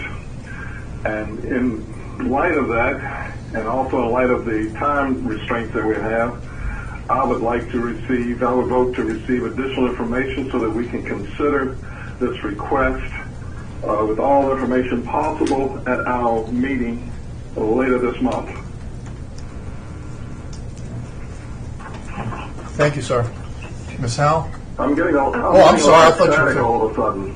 Yeah, I am finished. I'm getting a lot of static all of a sudden. Oh. Okay, now it's clear. Okay. Okay, yeah, my line's clear too. Okay. Ms. Howell, you're up. I'm up. Okay, I guess it's my destiny to always be the outlier. This is obviously an issue on which reasonable and decent people can disagree. And the law clearly puts the burden on the local board where it ought to be, because they have all the information. They know these neighborhoods, they know these precincts, they know the data about wait times and all the questions like that. State board doesn't know that. And our own regulations require us to give deference to local boards' decisions about where they situate their early voting centers. It's clear to me that there was a vigorous debate, as there should have been, and then there was a vote. And to my knowledge, all proper procedures were followed. I don't know of any evidence of fraud or corruption. The only thing I'm hearing is that the people who didn't get what they wanted are really, really unhappy. And they're coming and asking us to intervene. And I don't see anything in the state law that allows us to do that. I see just the opposite. I see a requirement that we collaborate if we're going to establish a new early voting center, which obviously we have to do. We have to make sure that everything is, all the requirements have been met, We have to make sure that the equipment is available. Of course, we have to collaborate with the local board when they want an additional early voting center. But they voted on this, and they decided they did not want one for their reasons that they have stated. I trust the local boards. I respect the integrity of the individual members of the local boards. And as an aside, I can tell you that when I hear the insinuation that local board members are acting out of animus toward black voters, that does not win me over. That has just the opposite effect. I know these people, and it makes me angry. So our own regulation requires that we give deference to local boards. I think we ought to do that in this situation. I think that the people who really want to have another early voting center need to go back to lawmakers in the next legislative session and have it made mandatory, or try again at the next cycle of election and try to get the local board to change its mind. But the state board should not overturn a legitimate local board decision. So the question in front of us today is whether to ask the local board to identify another early voting site for us to consider. That seems to say that we are taking sides in this debate already, even though the deadline has passed. The deadline for submitting the forms was September 30th. I don't support this. Thank you, Ms. Halpern. Mr. Dahl, do you? So yeah, I have a question first about the law to our illustrious attorney. Kind of going on what Kelly had said there. If the state board, in collaboration with the local board and governing body in the county, agree, in your reading of that, do you believe that all three entities need to agree? My reading of that, I think it depends a little bit on comma placement, and I think it depends a little bit on what the word collaboration means. My reading of that is that the state board is required to fulfill its duties under the statute. The state board is required to collaborate with the local board in determining the feasibility, appropriateness, suitability, etc. of a early voting site or proposed early voting center. But the agreement to do so is one that is between, as the statute as you read the statute, the agreement is one between the governing body of the county and the state board of elections. So I do think, I understand there are different views to read the statute, and I respect and appreciate Ms. Howell's view as well. But I read the statute as requiring the state board to collaborate, as it should, with the local board to hear its views, to understand its perspective, to give appropriate deference to those views. But it does not require the state board to get the agreement of the local board in order to approve an early voting center. In your estimation, would it require the state board to have agreement with the governing body? I think that the governing body, the statute does require agreement between the governing body and the state board. Just to clarify that last sentence,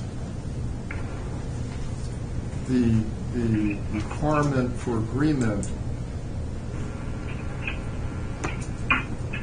does it require the governing body to follow what the state board says, or the state board follow what the governing body says, or is it just merely that there should be an effort for both of those groups to come to a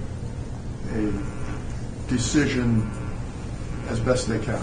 I think it's fair to I think the latter reading is probably closer to what the statute intends. I don't think that the state board can force a governing body that doesn't want an additional early voting center to have one. By the same token, neither can a county governing body force the state board to agree to an early voting center. I think if as I understand the process as it unfolded in both of these circumstances, and we haven't gotten to Baltimore City yet, but as I understand the process there was a vigorous debate. The local governing body, representatives of the governing body approached the local board of elections. They attempted to get agreement with the local board of elections to an early voting center, an additional early voting center, which ultimately the state board would need to agree with. They were unsuccessful at the local board, but under the statute, they can petition or they can seek agreement of the state board to that early voting center. The state board must, in deciding whether to agree, must collaborate with the local board. Hear out what the local board's objections are, give appropriate deference as the state board deems fit to the local board's views, but ultimately the state board can make a determination that it agrees with the county governing body, notwithstanding the local board's objections. Thank you, Councilman. Boy, is that not. Actually, I thought that was very clear. I mean, your understanding of it is clear, but you have to almost cover over parts of it, and like you said, watch the commas. This is to me just another way that there's another provision of 10301.1 that uses the same construction, which is just designating early voting centers in general. The state board must collaborate with the local boards in designating early voting centers. In practice, I think that means when the local board comes forward and says, here are our early voting centers, the state board looks at it and makes sure they check out, and probably 99% of the time, 95% of the time will approve it. But the state board isn't required. That collaboration doesn't mean the state board's required to accept what the local board designates every time. So as to my thank you very much, as always, very appreciated. And thank you for everybody who has testified. It was all very moving, and especially from residents and our high schooler. Thank you very much. That was very impressive. I'm caught here because I spent 8 years on the local board and was president of a board for 4 years, and I don't like the idea of overriding a local board in almost everything I can think of. By design, it would have to be something that I really disagreed with to override something at a local board, because I think that local boards have the local issues in their best interest. I also have a concern over the cost. One of the reasons I asked about the total budget, when I divided about 400,000 voters by $8 million, that's about $20 per voter. And when I look at $200,000 for maybe 10,000 voters, that's double what we spend on the entire election on one voting facility. That's concerning to me. So $200,000, 10,000 voters. I'm just using round numbers here. That's concerning to me. On the other side, I want to make sure everybody has the ability to vote. So, but then part of me goes to, and I'm speaking in stream here a little bit, is when is enough enough? I mean, so it started at 5 early voting centers, and then it's 11 early voting centers. And if this area is such a concern, and again, pardon me for not knowing the area, why wasn't it included in the 11? So I don't know how I feel exactly. I'm on the fence. I always want to err towards giving people the best opportunity to vote, but I want to manage that by money and deference to the local board that's in place, sworn in by, affirmed by the legislature and appointed by the governor. I'm not sure. Okay. At this time, discussion, and I suppose I should do two things. Well, I know I should do one. I should do the other as well.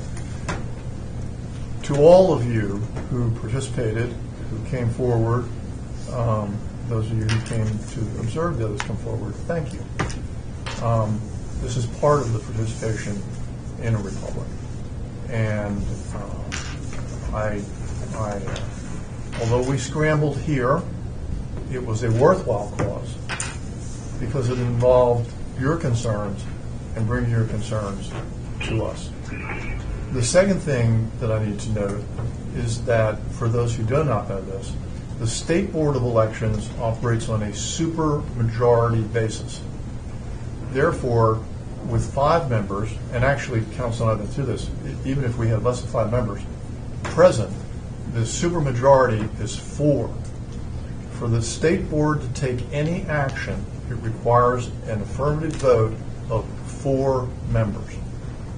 That may be something that some of you are not aware of, and obviously we're all pretty aware of it here, and it becomes a very significant factor. And that's a statutory requirement for the State Board. So having said that, both those two things, at this time, the chair will entertain a motion to direct the Montgomery County Local Board of Election to present to the State Board a nomination for an additional early voting site. Do I hear such a motion? So moved. And that was PJ? PJ Hogan. So Mr. Hogan so moves. Do I hear a second? Second. That was Mr. Fun. Yeah. All right. Moved and seconded.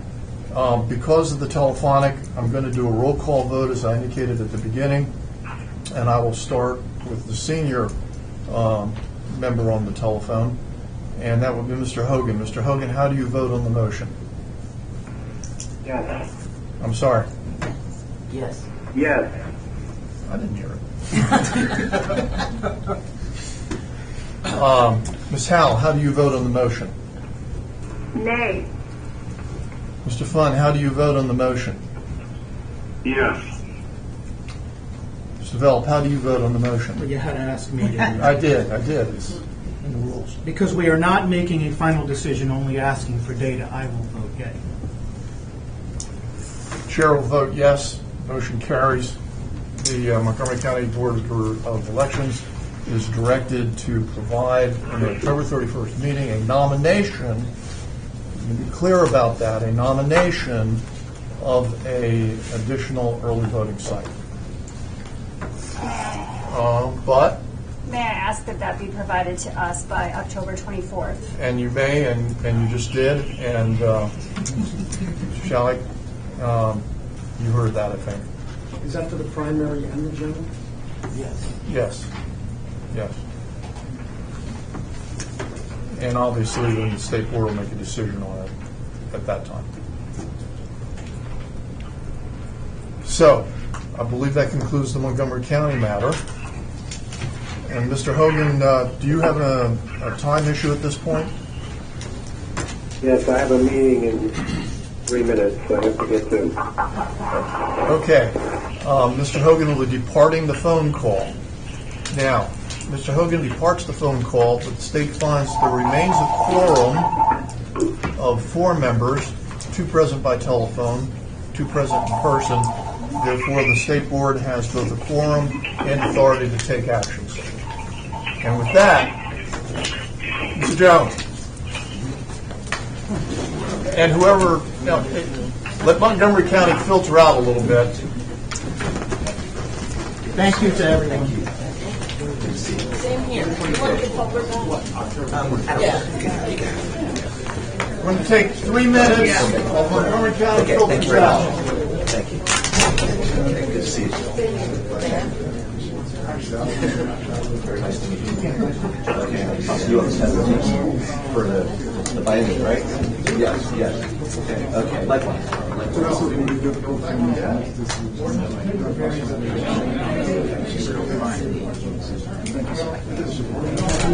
Thank you so much.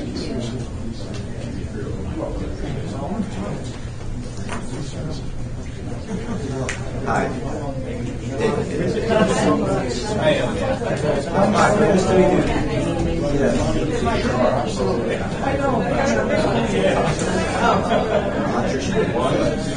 Either that or I missed an email, which would not be unusual. Anyway, it's very nice to meet you.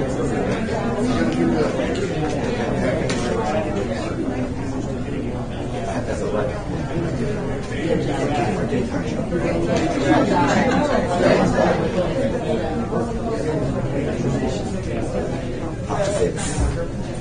Hi, Jessica. Good. How are you? Good. Thanks for being here.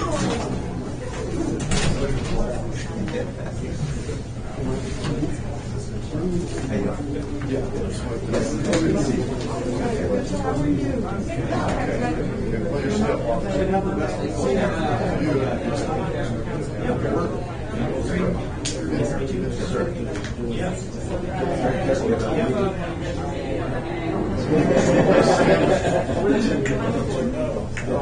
Okay, you don't say anything. We're just listening. There you go. This thing's like I know. So we don't usually do this I don't know how. there are these monthly meetings, of course, after we put it on the agenda. So they take I actually 3 hours. this. We're going to be 3 hours here, just 1 or 2. Okay, the ones you know. There was some concern.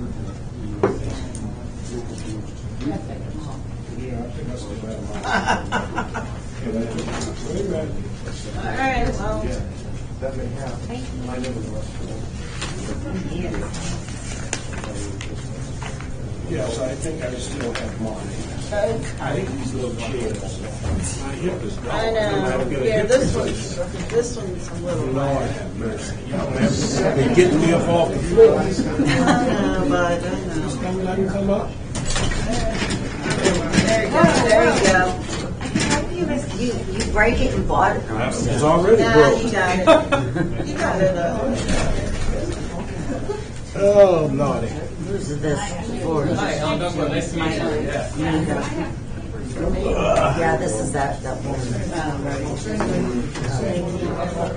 Linda. She doesn't.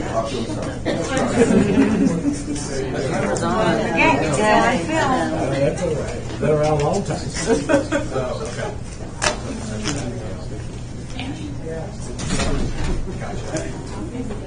That's the only number I have to give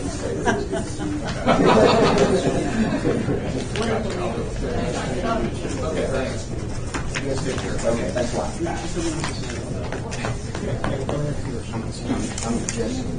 Listen, we got the thing off. Say thank you. Yeah, understood. That's your danger. That's not this. Yeah, thank you. Okay.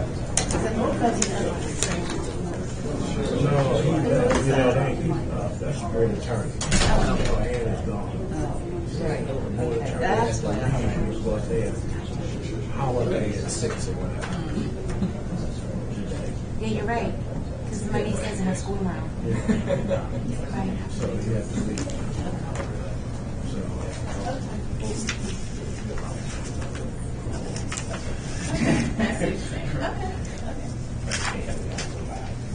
Very short and brief. I'm trying to beat that traffic. I'm gonna thank you personally. Because I'm writing everything down. I don't know how I felt for this one. I know. Yeah, are these all the speakers? This is the list of speakers. People standing on a regular, and they shouldn't have any copies of regular.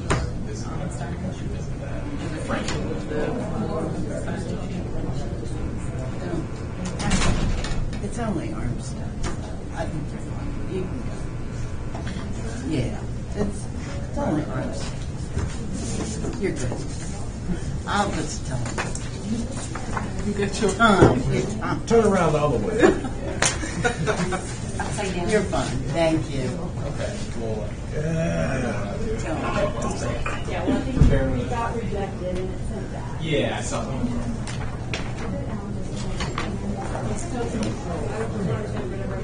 Yeah. Turn it off. Thank you.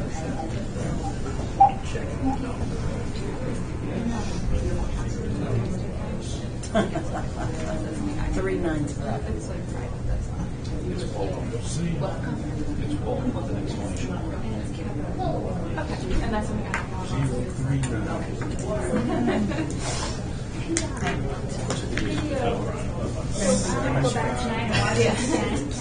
I don't know. I think I recorded it first. Yeah, it's just, I'm not sure we've got it all. Yeah. It will be there.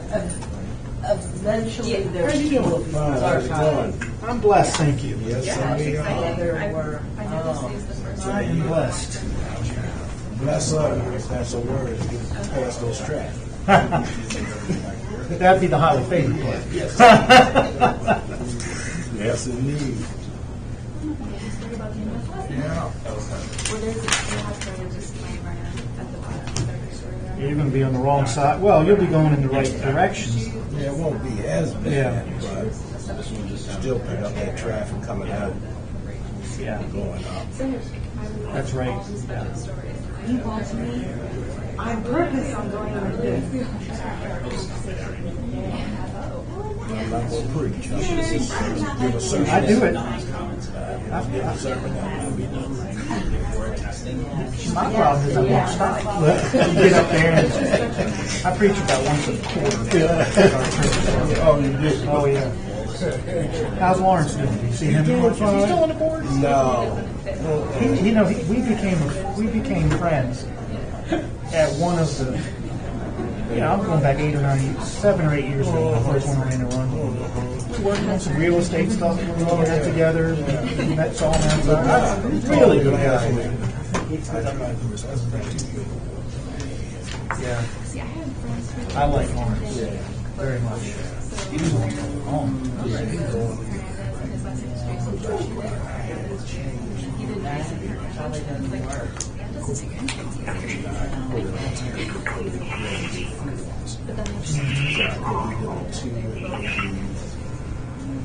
at least 2 4s.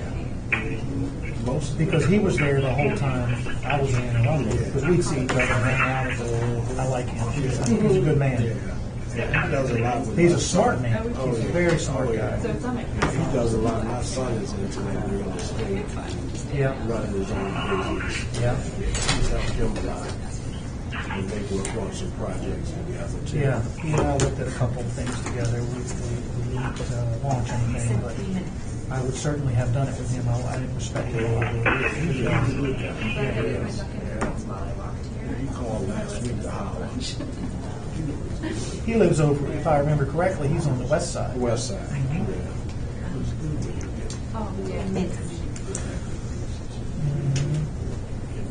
Well, I had that for years. They don't come in there. He's a rock star, so I didn't mind going to bat for him.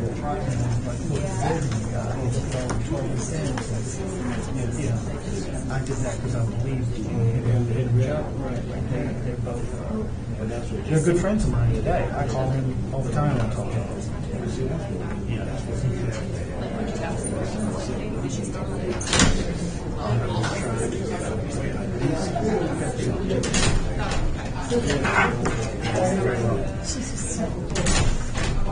She was 60 years old. But I really is not. That's what I'm saying.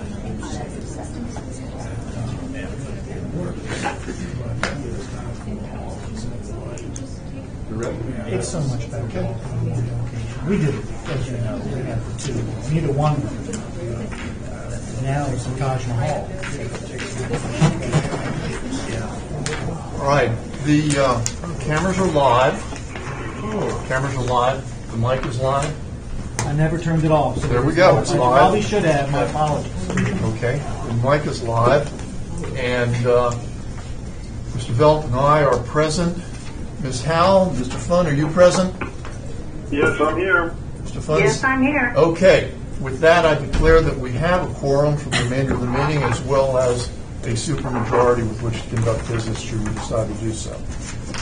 And with that, we now move to Baltimore cities and Mr. Armistead Jones. Sir. Good afternoon, Mr. Chairman, members of the board, and the staff here at State Board. I am here to talk about an additional early voting site that, first of all, was requested by one of our state senators. And from that, we had several discussions on the possibility of, first of all, of moving a site, the site at University of Maryland at Baltimore, Community Engagement Center. And that discussion went on to the point of basically having dialogue about that, and then it ended up being that he wanted to add a site as well. Then down the road, I guess maybe a week later, we received a document from the city council with a resolution to add an additional early voting site. And of course, I've had no discussion with any of the council persons on that matter. So further down, within a matter of several weeks, talked to those persons here at the State Board as well as continue talking with the senator. I took this matter to the board where the senator had requested an additional early voting site, and of course also the moving of the University of Maryland at Baltimore Community Engagement Center, and which I indicated to the senator basically moving the University of Maryland site would leave a void in the middle of the city. Then at the end of our discussion, he wanted me to take back to the board possibly moving the University of Maryland site for the general election and still adding a early voting site. Our discussion at the end was just that, to go back to the board and see what they would do with the University of Maryland site and at the general election, and looking at the new early voting site. Now, I did distribute a map that indicates that map number 1 shows where the senator wanted the move the early voting site up to Montgomery Mall, which is in orange. On it should be on 1. It's and both of them have the circle on it, and to show them basically that we were moving sites within less than 5 miles of each other. In some case, it was 3.7 miles, 4.6 miles, which basically, in the end, did not make sense to do that and leave that void down in the middle of the city. So my understanding now that the council has a hearing on their bill at the end of the month to discuss putting another site in West Baltimore.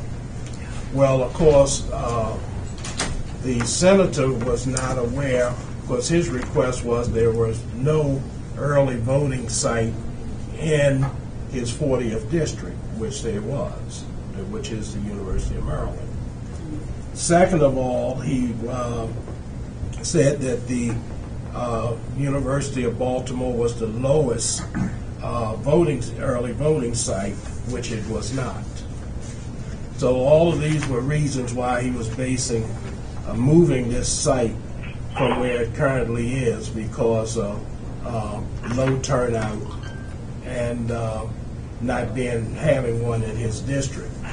Of course, I explained to him the early voting sites were not set up to be placed in legislative districts, but with us having 7 senators and 7 early voting sites, it worked out where when we sat down and looked at it, we tried to place one in each legislative district so that we thought we would have no issue, because it would give everyone a site within their district. So that's pretty much the cut and dry of it. If we end up moving that one site, I think it will put a big void down there. And the mileage from each site is on the document that you're looking at. And of course, we have possibly the sites that the senator had recommended. One of them was like Montgomery, and several other locations up around that area, which those sites pretty much, Montgomery we tried to go to years ago. I mean, we can always talk to them again, but Montgomery we tried years ago, couldn't get in there. The other location is Douglas High School, across from Montgomery. And what we've tried to do is to stay away from schools with 7, 8 days early voting and setting up, because mingling with adults coming in the building. Now, we are at one site that is a school, but we enter through the back. The whole back of the building is empty.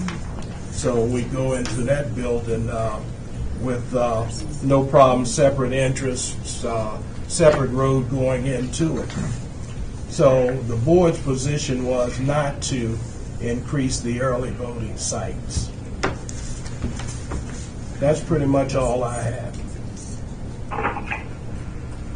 Okay. Thank you, sir. Thank you. I am not, so you have, your board has prepared your recommendation. You've come up with the sites that you believe are appropriate, correct? Yes. And we now have a question by Senator Hayes and City Council. And the City Council, in that they want to move a site. Well, or they want to add a site. The council wants to add a site. Okay. So Hayes wanted to move it, Senator Hayes wanted to move it, and the council just said, well, just add a site. Just wanted to add a site. Okay. So your concerns about adding the site are what, again? Well, the concerns are right now, as you can see by the map, you can get to any site within less than 5 miles. When the sites were set up, I think we were supposed to do something within 7 miles, I think from the beginning. And of course, Baltimore City is sort of condensed, so you don't really have, sites spread out all over the place. And of course, the turnout, I think last turnout for early voting was only 47,000 people for 7 sites. So, I mean, that's another thing that the board looked at. And of course, the election judge is a major problem in trying to find people that can work those days, amount of days in early voting. So you have a concern about being able to staff it, another site? Yeah. Then we have to look at, do we have enough equipment to do it? So there's some other concerns that the board has, and I have as well. And I don't think that the city council, in the resolution that I have here, it didn't mention anything about money, indicating that they would step up with additional funds. All right, let me, thank you, but let me, for those on the telephone, do you have any questions, Mr. Fund? No, I don't have any questions. Thank you. Ms. No, Howe? I don't. Okay. Mr. No. Bell? So, like I said, you concur with the board's decision on this Yeah, matter? I do, because where these sites are located, you can get to either one of them. And I believe it was a unanimous vote, was it not? Yeah. At the vote.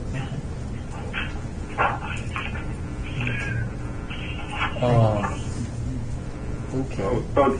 Go ahead, Mr. Fund.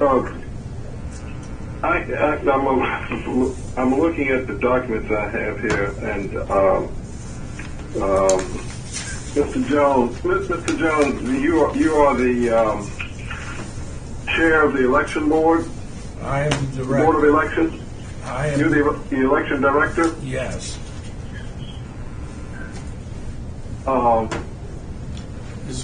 If I may, Mr. Fund, just cut in. Yes. Do you have any of the board members with you? The board president was here, but because of a holiday, I understand. I saw him leaving. I wish I would have known that. I didn't know that. Okay. And the board's president, can you represent what his position would have been? Well, it just was stated, the entire board voted not to do it. And he would have stated that? Yes. Okay. Mr. Fund? Oh, okay. That's what I wanted to know. What was the position of the board of elections? Okay. Yeah, the September meeting, September 19th, it was unanimous not to do it. I can add that I had a conversation before this meeting with the board president of Baltimore City and asked him, and he told me as well that it was unanimous and that there was just, that there was nothing that they were considering. All right. Mr. Funn, do you have anything further? No, not at this time. Okay. All right. Thank you, Mr. Jones. Thank you, Mr. Chairman. Are there any other speakers on this matter? I believe there are not. And there are none indicating that they are here to speak on it. The board has received the information, the letters, and resolutions. So, does anyone want to express any thoughts on this particular topic? I'll again defer to our telephonic colleagues. Either Mr. Howell or No, I don't have anything else to add. Mr. Funn? No, I don't. Mr. Bell? I can't imagine voting to override a 5-0 vote by a local board on a matter such as this. They have a lot more of the insight, so I would not be in favor. Where I was on the fence on the last one, and I am not on the fence on this one. I would not be in favor of asking Baltimore City to do anything at this point. All right. Does anyone else have anything further for discussion? Hearing nothing. The chair will entertain any motion to direct the Baltimore City Board of Elections to explore an additional voting site. Is there such a motion to be made? Would a motion be necessary if there isn't any agreement on our part to pursue this any further, if the board unanimously is not in favor of it? The matter would not be considered if there was no motion pending. So not making the motion is, in a sense, a type of vote. If no one moves to do something, then the matter is simply not considered by the board. It's the same effect as though we had voted on something and voted it down. Okay. I had a question for it, if that's okay. Yeah. For that. It's this whole local body thing. So since the local body, they wrote us a letter, is that correct? Yeah. Do we need to take action based on that letter? Do we need to say no? Or do we just do nothing? Is it okay to do nothing? There's a resolution. I think that's what you're referring to, the city council resolution. Yeah, Baltimore City. Yeah, so there's a there's resolution. There's an act, some sort of legislative act from the governing body of the county or the jurisdiction we're talking about. But I think Mr. Kogan, put it right when the decision, the absence of a motion upon the chair's invitation is a form of deciding on the question. Thank you. So the chair hears no motion on this matter, and the matter is therefore not taken up. Has been taken up by the board, but the board will not act on it, and that is the termination of that particular matter. Done. With that, I believe we have completed all the business before the board. The next meeting is scheduled for October 31st at 1 o'clock. We moved a little bit early. And unless anyone has any matters they wish to raise via the telephone, I'm going to, the chair invites in a motion to adjourn. So moved. Any second to adjourn? Second. I think that was Ms. Howell seconding. Yeah. All in favor? Aye. Opposed? Just as an aside, I had the streaming on while I was listening, and unfortunately the streaming is delayed. It's not live, but I could see the participants, so that was of some benefit. Good. I didn't think to mention that to you guys in the beginning. Yeah, how did I look, Malcolm? I said, how did I look? Are we adjourned? So I can join this one? We are adjourned. That's just how I was asking. Oh.